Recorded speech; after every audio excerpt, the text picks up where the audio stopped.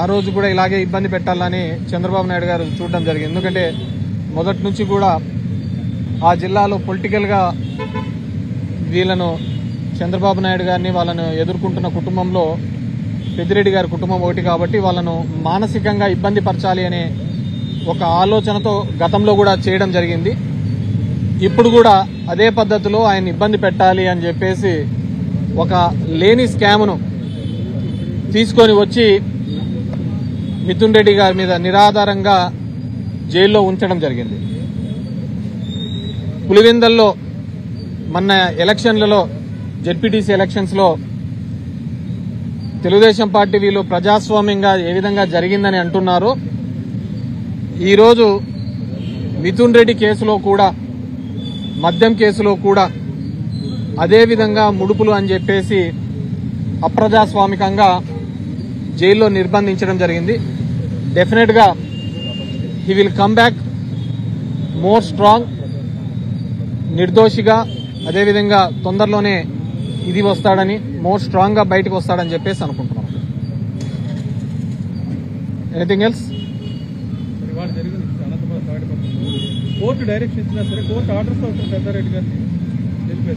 Court directions లో ఈరోజు తాడిపత్రిలో పెద్దారెడ్డి చిన్నాన్నకు సంబంధించి గతంలోనే కోర్టు ఆర్డర్ ఇవ్వడం జరిగింది. 3 నెలల కిందట 5 వెహికల్స్ లో వెళ్ళండి, అక్కడ ఇనఫ్ సెక్యూరిటీ ఇవ్వండి, లా అండ్ ఆర్డర్ ఇష్యూ లేకుండా చూడండి అని చెప్పేసి పోలీసులకు డైరెక్షన్ ఇవ్వడం జరిగింది. కానీ దాని మీద పోలీసులు స్పందించకపోవడం, దాని మీద రియాక్ట్ కాకపోవడంతో మళ్ళీ కంటెంప్ట్ మోషన్ మూవ్ చేయడం జరిగింది. కంటెంప్ట్ కూడా గౌరవ హైకోర్టు వాళ్లకు ఇది చాలా తప్పు, డెమోక్రటిక్ నేషన్లో ప్రజాస్వామ్య దేశంలో ఉన్నప్పుడు ప్రతి పౌరుడికి కూడా వాళ్ళ ఊరికి వెళ్ళడానికి, దట్టు ఒక ఎక్స్ఎమ్మెల్యేని ఊరికి వెళ్లకుండా నిర్బంధించడం తప్పు అని చెప్పేసి 3 రోజుల కింద కంటెంప్ట్ మీద మళ్ళీ వాళ్ళను మందలిస్తూ ఆర్డర్ ఫ్రేమ్ చేసి ఈ రోజు 10 నుంచి 11 లోపల మామూలుగా పెద్దారెడ్డి గారికి గతంలో ఇచ్చిన ఆర్డర్లో మీరు ఎప్పుడు వెళ్తే అప్పుడు ఎస్పీకి చెప్పమని చెప్పడం జరిగింది. ఎస్పీకి పర్మిషన్ లెటర్ పెట్టినప్పుడు ఎస్పీ గారు ఇచ్చేది ఏంటంటే వైజాగ్ లో నరేంద్ర మోడీ వస్తున్నాడు కాబట్టి తాడిపత్రిలో సెక్యూరిటీ ఇవ్వలేమన్నారు, కడపలో మహానాడు జరుగుతోంది కాబట్టి ఇక్కడ సెక్యూరిటీ ఇవ్వలేమన్నారు. So it's very shame. ఎక్కడో మోడీది జరుగుతుంటే 1000 కిలోమీటర్ల దూరంలో జరుగుతున్న దానికి తాడిపత్రిలో సెక్యూరిటీ ఇవ్వలేకపోవడం అనేది. సో వీటన్నింటినీ కోర్టు చేసి హైకోర్టుకు తెలియజేస్తే high court with date and time ఇచ్చింది.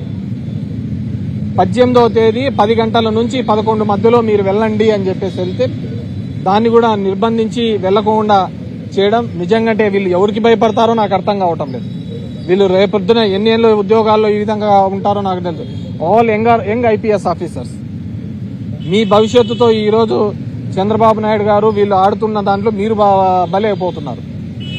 సో కోర్టు డైరెక్షన్ ఇచ్చిన వీళ్ళు స్పందించకపోవడం, కంటెంప్ట్ మీద కూడా స్పందించకపోవడం దురదృష్టకరం. డెఫినెట్ గా మా చిన్నాన్న అక్కడే వెయిట్ చేస్తున్నారు, పెద్దారెడ్డి చిన్నాన్న. వాళ్ళు ఏదో మూవ్ చేశాము ఇది అని చెప్పేసి డెఫినెట్ గా ఏదేమైనప్పటికీ కానీ లా ప్రకారం చట్ట ప్రకారం ఏం చేయాలో అవన్నీ కూడా మేము చేస్తాం. మళ్ళీ కూడా దీనికి అప్పీల్ చేస్తాం. మిథున్ రెడ్డి గారి అరెస్ట్ కానీ పులివెందుల ఎన్నిక కానీ అన్ని కూడా రాష్ట్రంలో జరుగుతున్న అంశాలన్నీ కూడా ముఖ్యంగా కోర్టు డైరెక్షన్ ఇచ్చింది మిథున్ రెడ్డి గారికి సౌకర్యాలు కల్పించారు, వాటిని కూడా ఇంప్లిమెంట్ చేసే పరిస్థితి. ఇది అది చెప్తున్నాం కదా, వీళ్ళు ఎవరికి భయపడటం లేదు. ఇది నాకు అర్థం కావటం లేదు. ఇది ఏ రాజ్యమో? న్యాయస్థానాలకు భయపడటం లేదు, ప్రజాస్వామ్యానికి భయపడటం లేదు, ప్రజలకు భయపడటం లేదు. మనం ఎప్పుడో చూసాం కొలంబియన్ డ్రగ్ లార్డ్ పెబులో ఎస్కోబార్ కు సంబంధించి ఆ రోజు సుప్రీంకోర్టు మీద కూడా ఆయన వెళ్లి దాడి చేసి వాటిని ఇవన్నీ చేసినారు. అంతకంటే దౌర్భాగ్యంగా ఇక్కడ ఈ రోజు ఈ రాష్ట్రంలో ఉన్నదన్నమాట. డెఫినెట్ గా దీనికి సంబంధించినది చంద్రబాబు నాయుడుకి ఏం కాదు, ఎవరైతే ఇంప్లిమెంట్ చేయడం లేదో ఆ ఉద్యోగస్తులు వాళ్ళు ఇబ్బంది పడే పరిస్థితి. సో కాబట్టి మీరందరూ కూడా న్యాయస్థానానికి ప్రజాస్వామ్యానికి గౌరవం ఇచ్చేటట్లు చూడాలా. అండ్ ఇదంతా కూడా ఒక తప్పుడు కల్చర్ మనం నేర్పిస్తున్నాం. ఈ రోజు మీరు వేసే విత్తనం రేపొద్దున మీరు ఏ విత్తనం వేస్తారో అదే చెట్టుగా వస్తుంది, దానికి కాసే కాయలు కూడా అలాగే ఉంటాయి. సో దాని రుచి కూడా మీరు చూడాల్సి వస్తుంది. సో ఇలాంటి పరిస్థితులు రాకూడదు మళ్ళీ భవిష్యత్తులో ఉండకూడదు అంటే అందరూ కూడా ప్రజాస్వామ్యానికి కోర్టులకు గౌరవించాల్సిన అవసరం ఉన్నది. అమరావతి పరిస్థితి గతంలో మాట్లాడారు, ఒక చెరువులు కల్పించే విధంగా అమరావతి ఇప్పుడు కూడా అదే డెఫినెట్ గా మీ గోదావరి నది ఏ విధంగా ఉందో అది పొంగి పొర్లుతోంది అక్కడ అమరావతిలో. మీకు మాత్రమే సొంతమవుతుంది అనుకున్న దాన్ని ఏమి చేపలంటారయ్యా, పులస, రేపొద్దున ఖచ్చితంగా 2-3 సంవత్సరాల్లో మీరు అమరావతిలో చూడబోతున్నారు. అప్ స్ట్రీమ్ కి ఇవ్వబోతున్నాయి, అదే పులసల్లో మీకు అమరావతి దాంట్లో మీకు పట్టించి మీ అందరికి ఇవ్వబోతున్నాం. ఆగస్టు 15 మాజీ సీఎం కనీసం గౌరవించలేదనేది టీడీపీ నేతలు ఆరోపిస్తున్నారు. అది ఎట్లా తయారైందంటే జెండా ఎగరేసిన వాళ్ళే దేశభక్తులని ఇప్పుడు ఆ విధంగా ఉన్నారు. ఇప్పుడు ఈ కూటమి దానిలో ఏ విధంగా ఉందంటే కూటమికి జై జై అంటే దేశభక్తులు, కూటమిని గన ప్రశ్నిస్తే దేశద్రోహుల్లాగా నిలబడుతున్నారు. దేశభక్తి అనేది జెండా ఎగరేస్తేనో లేకుంటే దాని మీద ఆ రోజు చాక్లెట్లు పంచుతూనే ఉండదు. ఈ దేశం యొక్క సమగ్రతకు ఇక్కడున్న దానిలో ఐక్యంగా పోరాడినప్పుడే ఉంటుంది. ఈ రోజు దేశభక్తి ప్రజాస్వామ్యం గురించి మాట్లాడుతున్న వీళ్ళు కోర్టు ఆర్డర్ని ఎందుకు ఇంప్లిమెంట్ చేయడం లేదు మాట్లాడే వాళ్ళందరూ ఆలోచించుకోవాలి.